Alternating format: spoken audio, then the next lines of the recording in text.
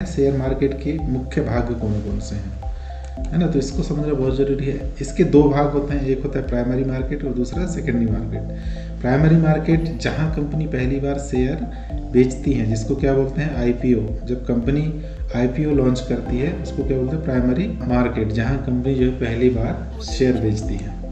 दूसरा है secondary market, जहां निवेशक जो है आपस में शेयर खरीदते और बेचते हैं। यानी कि किसी कंपनी ने आईपीओ लॉन्च किया, 10-20% मैंने शेयर अगर वहाँ से खरीद लिया, फिर मैं जो है दूसरे इन्वेस्टर को यदि मैं बेचता हूँ, तो यानी कि निवेशक जो है आपस में खरीदते और बेचते हैं, उसको क्या बोलते हैं सेकेंडरी मार्केट। इन दोनों के बिना जो है मार्केट अधूरा है, क्योंकि जब तक इस पर इन्वेस्टर नहीं आएंगे तब तक मार्केट वहीं का वहीं रह जाएगा। इन्वेस्टर आएंगे, खरीदने वाले आएंगे, सेलर्स आएंगे, बायर्स आएंगे, तभी जाके जो है मार्केट चलेगा। तो शेयर मार्केट जो इन दोनों के बगैर अधूरा है। अब यहाँ पे क्वेश्चन आता है कि आईपीओ क्या है। जब कोई कंपनी पहली बार अपने शेयर्स लोगों को बेचती है तो उसे बोलते हैं आईपीओ। आईपीओ का मतलब होता है इनिशियल पब्लिक ऑफरिंग। आईपीओ के माध्यम से कंपनी बहुत बड़ा फंड जुटा सकती है। सफल आईपीओ से कंपनी की पहचान और मूल्य दोनों बढ़ते हैं। यदि कोई नई कंपनी है आईपीओ लेके आ रही है और अगर उसका सफल आईपीओ अगर लॉन्च हो गई तो क्या है, जो कंपनी का रेपुटेशन बढ़ जाता है, उसके शेयर्स के प्राइस बढ़ जाते हैं।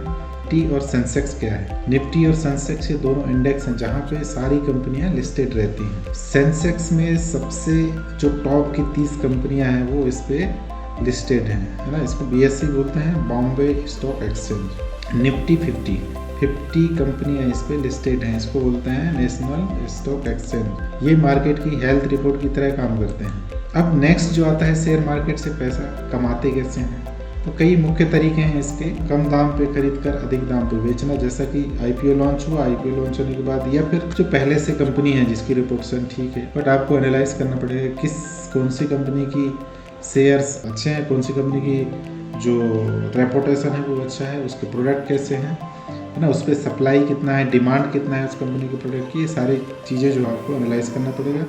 उसके बाद आपको कम प्राइस पे, है ना, जब आप ट्रेडिंग करेंगे तो आपको जो है एक्टिव रहना पड़ेगा, न्यूज़ पे या फिर उसके बारे से रिसर्च करते रहना पड़ेगा।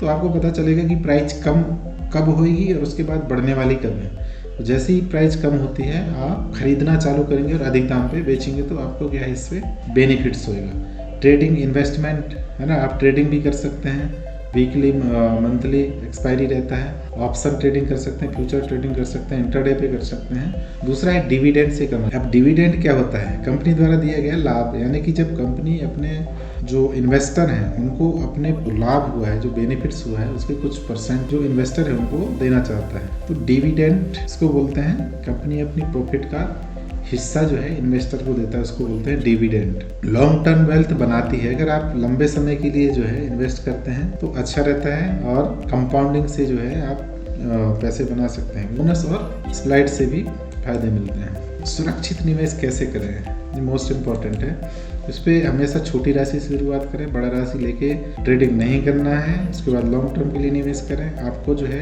वीकली मंथली इस पे जो है आपको इन्वेस्ट नहीं करना है। ट्रेडिंग करना है तो लॉन्ग टर्म के लिए करना है, ना कि इंट्राडे या फिर ऑप्शन पे आपको स्टार्टिंग में एंट्री नहीं लेना। स्ट्रॉन्ग कंपनी चुने जिसमें अच्छा फ्यूचर हो।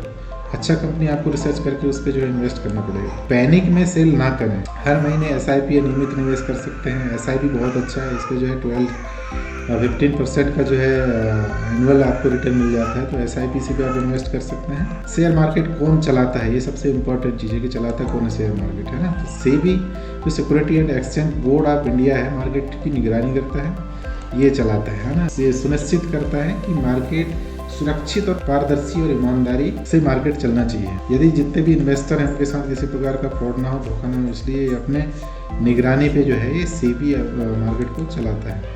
अब यहाँ पे निष्कर्ष जो आज का बेसिक फंडामेंटल था, इसका निष्कर्ष यही है कि शेयर मार्केट ज्ञान और धैर्य से अमीर बन, यानी कि आपको धैर्यता भी होनी चाहिए और उसके बारे से रिसर्च अच्छी होनी चाहिए, ज्ञान अच्छी हो शेयर मार्केटिंग का, तभी आप जो है जाके वहाँ पे इन्वेस्ट करें। अन्यथा आपको जल्दबाजी में या ऐसी उतावले होकर आपको ट्रेड नहीं करना है। बिना समझे निवेश करने से नुकसान भी हो सकता है। नुकसान भी हो सकता है, नहीं होता ही है नुकसान। अगर आप बिना समझे, बिना रिसर्च के, बिना कंपनी के बारे से जाने कुछ भी अगर आप ऐसा करते हैं बिना सोचे समझे, तो आपको जो है लॉस होना ही। सही जानकारी, सही समय और सही कंपनी का चुनाव, ये 3 चीज़ें अगर आप कर लेते हैं तो सफलता आपको अवश्य मिलेगी।